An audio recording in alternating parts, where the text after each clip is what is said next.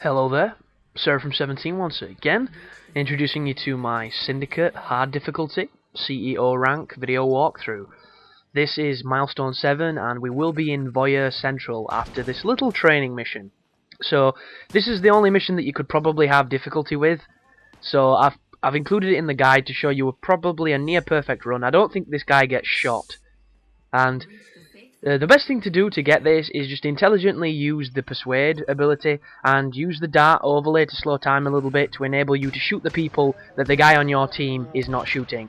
And these guys down here, you want to make sure you hit fast because they have shotguns and they will kill him real quick. But there you go, folks. I think he's got no damage.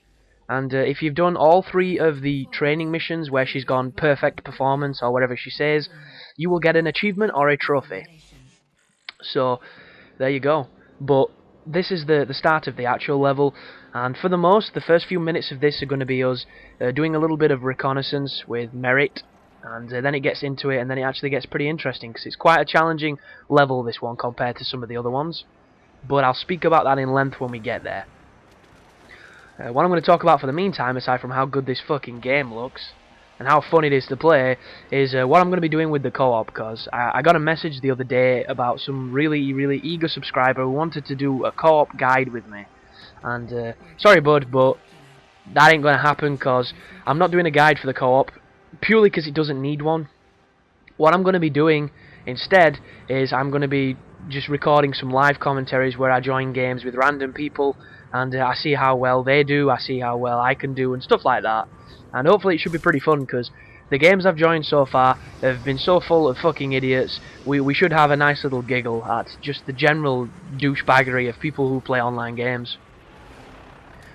And there is quite a lot of levels. I think there's 9 different scenarios, so there's a lot of content that you could potentially be seeing, and it'll just help me get the achievements, it'll help me rank up, and it is a lot of fun, so I hope people will enjoy that. But that's pretty much it as far as Syndicate goes, because the guide will be up pretty shortly. I'll have the co-op and all that great stuff. I've mentioned doing some stuff for Alan Wake. What I'm going to be doing for American Nightmare is I'm probably just going to do a tips and hints video. It might be live, it might be pre-recorded with clips, and I'll just go over some of the strategies that it's best to do, some of the simple but, you know, often mislooked areas of playing the game. I might include a couple of spots, because I do know some really sound spots on the first level on Cemetery, which is, it doesn't work for the full level, but it works long enough. I also know a perfect spot on Trailer Park, but you have to be aware of the flashbang guys because they're a pain in the ass. And there's a really good spot on Ghost Town, but I think a lot of people already know about it because there's an achievement video that uses the exact same one. And like, I know a good spot in the caves, which is pretty good. And if you're on my friends list and you've noticed that I don't have a score on the caves, I do have a score, but it disconnected from Xbox Live while I was doing it, so my 93,000 points are now fucking wasted on a giant fat 0, which is very tragic. And I actually think the caves is probably the worst level, because of all the shrubbery, it's very hard to see people. So I don't enjoy playing it, and I'm probably not going to go back and do anything on that. But this is, once again, more exposition. We're going to be listening to Rosario Dawson, and then there's going to be a flashbang go off, the door's going to get breached, and a bunch of SWAT guys are going to bust in and steal her. They're going to kidnap the bitch. And that's when it's our cue to Indiana Jones our way over to the building and start, you know, kicking some ass. But I have not done a live surviving on Modern Warfare 3's survival mode in a while, so if anybody wants to see them, please drop me a comment, because I'll probably start doing some more. Anybody that's invested in the Saints Row 3 guide, do not worry. I say guide, it's a playthrough, completely different things. I've still got a bunch of parts of that, and I've not recorded it all yet. I'm like 2/3 through. The main reason I don't upload it very frequently is the same reason why the co-op guide for Portal 2 isn't up, is the videos are so long they take forever to upload, and it stops me from doing anything because my internet's shit, as everybody knows. So at this moment in time, it's easier to do the Syndicate and the Ninja Gaiden and the Call of Duty videos and things because they go up a lot faster. But as soon as I get a chance, people, I will be adding to those for the people that are enjoying it. But hopefully I'll have something to talk about in this guide, because shit should be kicking off shortly. I've been playing Blue Dragon. I got it from Love Film, and I've got to say, that is one of the most boring fucking RPGs I've ever played. There's literally no story and no communication in that game. There's no calm before the storm of dungeons. It's just dungeon after dungeon after dungeon.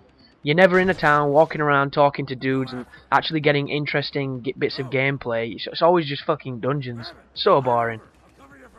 It just makes me think, like, when I think back to Final Fantasy VIII and Final Fantasy IX and just, 7, all the good Final Fantasies, it's like, these games were so good because they paced them so well. You weren't always in battle. You were walking around talking to people, shopping, finding items, looking around interesting environments. And now on the 360 we've got all these awesome graphics and the RPGs are just fucking dull.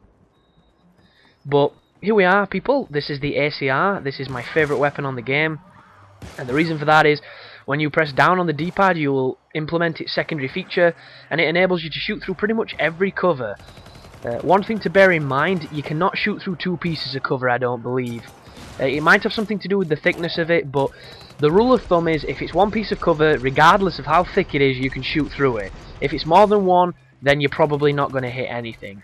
And that's generally how I like to play, but the coolest thing about this gun is you can fight enemies on your own terms, because you can run away, you can get to safe spots, and you can wallbang them.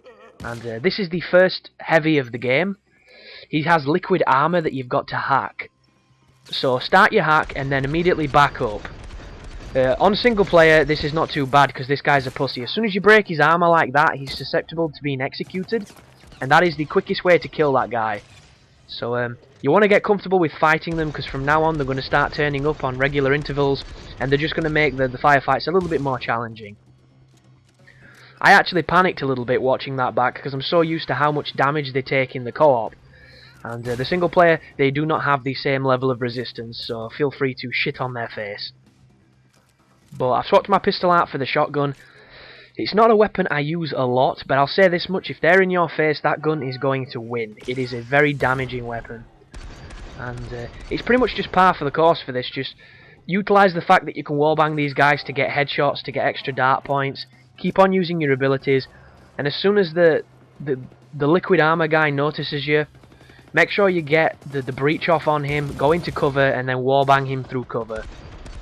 I've no idea what his AI is doing. I think he's shooting at a friendly. Yeah, I've persuaded a guy and he doesn't know who to attack, me or him. But I'm in cover, I'm shooting him through cover, there's nothing he can do. As soon as half his life goes, I'm going to bum rush him and snap his neck. Or punch him in the face, either way. And that is the strategy for those guys for the rest of the game. And the only way it's going to change is when the machine gun dudes turn up, the minigun fellas, because they've got, I think, 3 different levels of armor, but it's pretty much the same. The only difference is you can't use the melee against them, and the melee is ridiculously overpowered.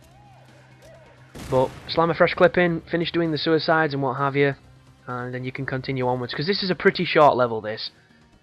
And there's a section coming up in just a moment where you're going to have the opportunity to earn an achievement or a trophy. And the achievement is, I think it's something like Wet Work Integrity Policy. And what it means is, when you pick up the minigun, if you can kill the dudes and not kill any civilians, you'll get an achievement. That right there is bullshit. It's pre-programmed. Every single time it happens, I've tried to evade it, I've gone into cover, and it still happens because it wants to show you that lovely cutscene of the dude pulling the giant metal needle out of his arm.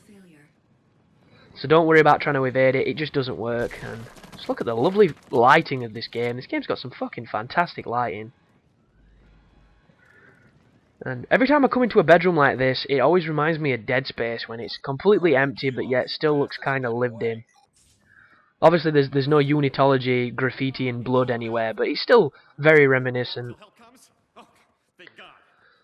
You can listen to these civilians, or you can just run through the door and ignore them. It's entirely up to you. I'm just trying to get to the end, so I'm not going to be indulging them whatsoever. Ooh, I tell a lie, people. The minigun section is on a level coming up.